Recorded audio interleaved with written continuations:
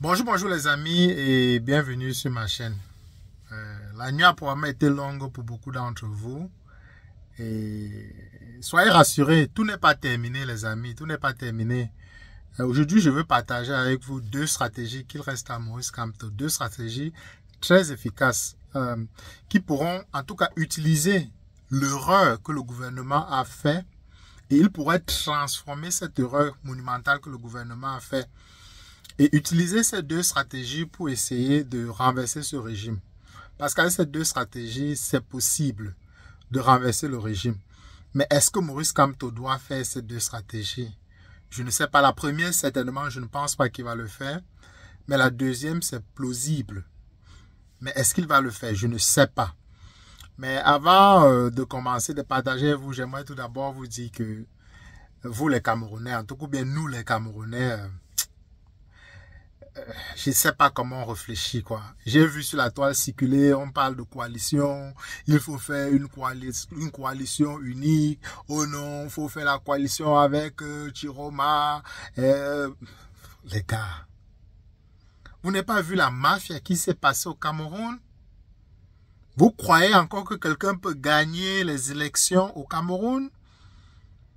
Dans les urnes, vous croyez vraiment que Clément Antanganava dit que quelqu'un a gagné les élections au Cameroun, les gars? Parfois, je me demande que est-ce que nous ne méritons pas nos dirigeants?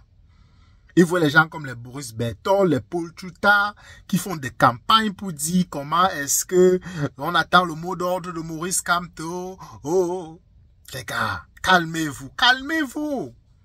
Ça ne peut pas passer comme ça.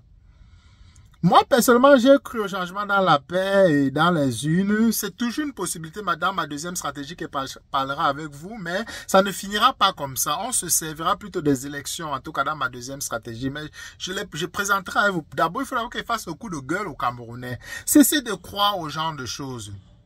J'ai partagé avec vous dans cette chaîne 3 stratégies pour renverser le régime. La première était une révolution spontanée du peuple africain, les Camerounais, du peuple camerounais. Les Camerounais ne peuvent pas s'élever de manière spontanée. On sait déjà, donc mort. La deuxième stratégie, c'est créer des groupes, un peu comme ce que Franklin a fait, ou bien un peu comme ce que Stéphane Tchoumbou dit qu'il a les groupes au Cameroun, qu'ils forment, ils vont les faire sortir dans la rue. D'ailleurs, moi, je ne crois pas ça. Mais ça, c'est aussi une bonne stratégie. Vous créez des petits groupes et puis vous donnez le mot d'ordre de sortir, d'envahir la rue. Ils le font. Ça aussi, je ne crois pas que c'est possible. Et je vous ai donné une troisième stratégie qui était les villes mortes. Malheureusement, il y a des sondages qui sont sortis qui disent que Maurice Kamto a environ 60% de la population qui le suivent, en tout cas qui le suivaient pendant les élections. C'est très peu pour lancer une ville morte. Cela on dit que même s'ils lancent une ville morte, seulement 60% de la population vont rester chez eux. C'est vrai que ça va mettre des difficultés sur le régime en place, mais ça va prendre beaucoup de temps pour que le régime tombe. Et je ne pense pas que les Camerounais sont autant résilients pour pouvoir être assez patients pour que le régime tombe. Donc, cette stratégie de ville morte probablement ne va pas marcher. À moins si Maurice Kamto décide de faire une coalition avec les autres partis politiques et tous ensemble décident de faire les villes mortes. Mais on sait déjà que c'est cuit. Ces gens-là ne sont incapables de se mettre même ne serait-ce qu'ensemble pour choisir qui doivent porter pour aller affronter Paul Biya. On sait directement que les villes mortes ne marcheront pas au Cameroun. Donc aujourd'hui, je viens donc partager avec vous deux nouvelles stratégies qu'il reste au professeur Maurice Kamto pour pouvoir libérer le Cameroun. La première, Maurice Kamto ne doit probablement pas le faire, mais c'est exactement faire ce que on sait que dans la diaspora, il y a le mouvement qu'on appelle la basse. Et la voix de Maurice Kamto porte. Même à l'étranger, avec toutes les mascarades que le régime a fait, le professeur Maurice Kamto aujourd'hui n'a plus besoin des élections pour mettre une pression sévère sur ce régime. Il suffit que Maurice Kamto sorte du Cameroun, donc qu'il aille en exil, et de l'exil qu'il lance une révolution, qu'il appelle les Camerounais à le suivre. La basse et beaucoup de Camerounais qui sont à l'étranger, qui n'en peuvent plus de ce régime, suivront Maurice Kamto. Maurice Kamto peut dès lors déclarer: on prend les ambassades comme ils ont pris en 2019. Maurice Kamto peut nommer les ambassadeurs et on met la pression sur le régime. les autres puissances à l'extérieur mettront la pression sur le régime, soit de partir ou soit de faire une réunion inclusive, changer les camps, changer la constitution, changer tout et faire de vraies élections au Cameroun. Donc voilà les deux options qui se proposeraient au régime. Ça, c'est une grosse pression. Mais Maurice Kamto est légitime. Donc, tout le monde, en tout cas la vaste majorité des Camerounais sont avec lui. D'ailleurs, au moins 90% ou 95% de la diaspora soutiennent Maurice Kamto. Donc, les pays étrangers connaissent qui est Maurice Kamto. Et on a vu son combat. Il est allé jusqu'au bout de la procédure. C'est pourquoi je vous disais hier que même si les gens commencent à vouloir le jeter en pâture, ce qu'il a fait était une bonne chose. Il a montré aux yeux du monde entier que le régime de Paul Biya est capable de tout pour maintenir le pouvoir et que le Cameroun n'a rien de démocratique. Donc en faisant ça, Maurice Kamto pourra mettre une vraie pression sur ce régime et ce régime va tomber. Ça c'est sûr. D'autres personnes, j'ai proposé aussi qu'il ne reste que l'armée. Les gens ont dit que non, quel militaire va faire le coup d'État. Mais il faut regarder Bazoum. Ben, c'est le général Tchani qui était quasiment son bras droit qui a fait le coup d'État. Regardez aussi au Gabon, au Ligingema, c'était le bras droit de Ali Bongo. Regardez aussi en Guinée, Mamadou Doumbouya, c'était le bras droit c'est encore ce qui comptait, je pense. Je me souviens même plus de son nom. Donc, ce sont toujours des gens qui sont proches. Et avec le fait que le peuple crie, on pleure, il sera difficile pour ce régime d'être légitime. Il sera difficile pour le RDPC de pouvoir faire les 7 prochaines années tranquilles. Parce qu'on crie à l'intérieur du pays et on crie à l'extérieur du pays. Ils ont sorti des chars pour envahir toutes les villes de Douala et de Yaoundé, pour terroriser la population et leur faire peur. C'est pourquoi le peuple n'est pas sorti hier.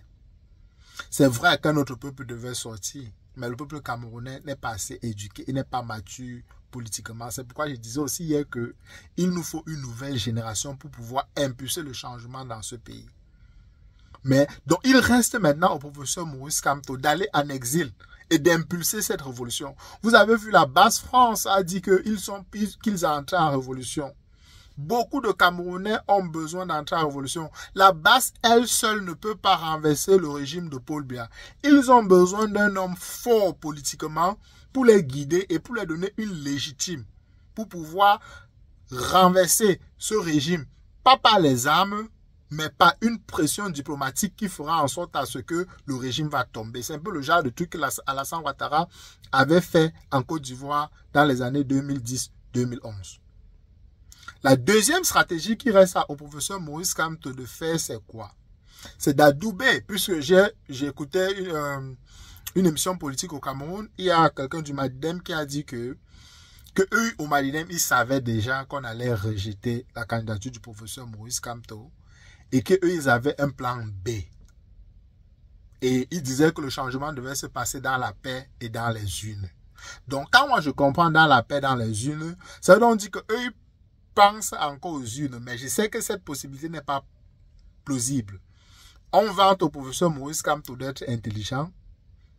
Si même jusqu'à présent, Maurice Kamto pense qu'il peut renverser ce régime, que le Conseil constitutionnel va dire que quelqu'un d'autre a gagné les élections, c'est que même Maurice Kamto n'est pas aussi intelligent qu'on le dit.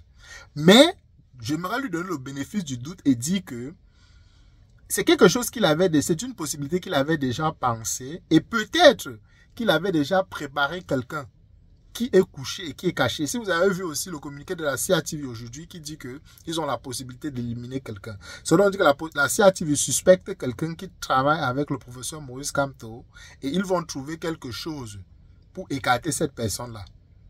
Admettons que la CIATV ne réussit pas à attraper cette personne et l'écarter, et qu'on publie la liste définitive des gens qui vont participer aux élections le 12 octobre prochain, et que parmi cette liste, il y a le pion de Maurice Kamto. Quand il dit pion, celui avec qui ils ont des alliances. Maintenant, Maurice Kamto sort maintenant et déclare publiquement que soutenez ce monsieur-ci. Les Camerounais vont au vote, ils votent massivement pour cette personne. Ils prennent des photos, exactement comme on devait faire Maurice Kamto.